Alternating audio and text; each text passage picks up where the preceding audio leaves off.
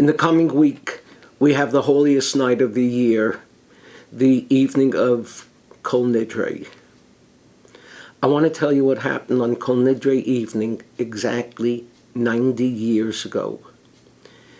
It took place in northwest Detroit in a synagogue named B'nai David, when in walked Louis Fleischer, Harry Fleischer, and Henry Shore for the Kol Nidre service. What was so special about that?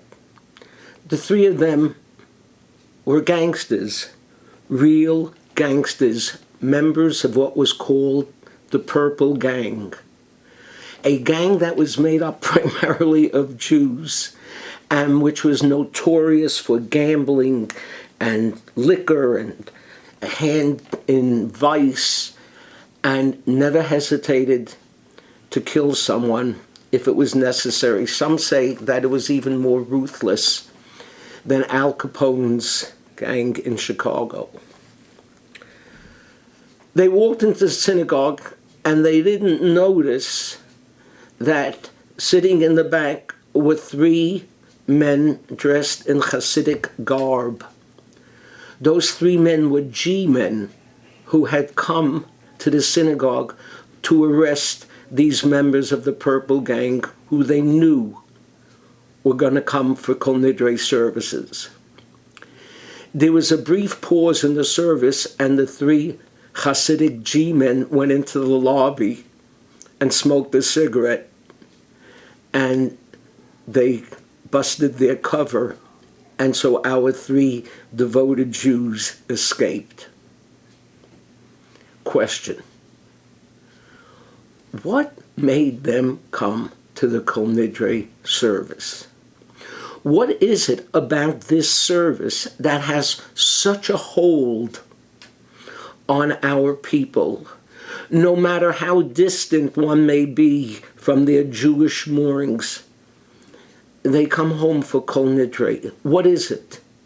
And when you think about it, it's rather strange that Kol Nidre has this hold, because after all, it's not a prayer, it's a declaration annulling vows.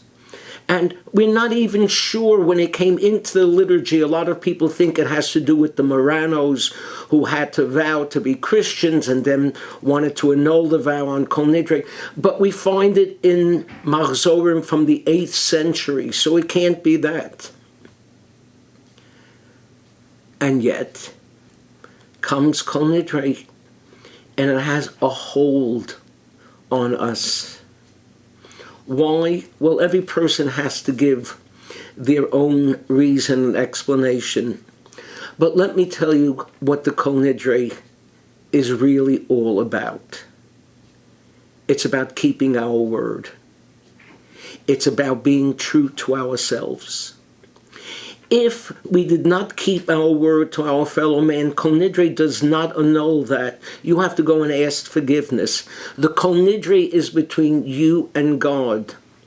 If you vowed something to God and you didn't keep your word, this is the way of annulling the vow.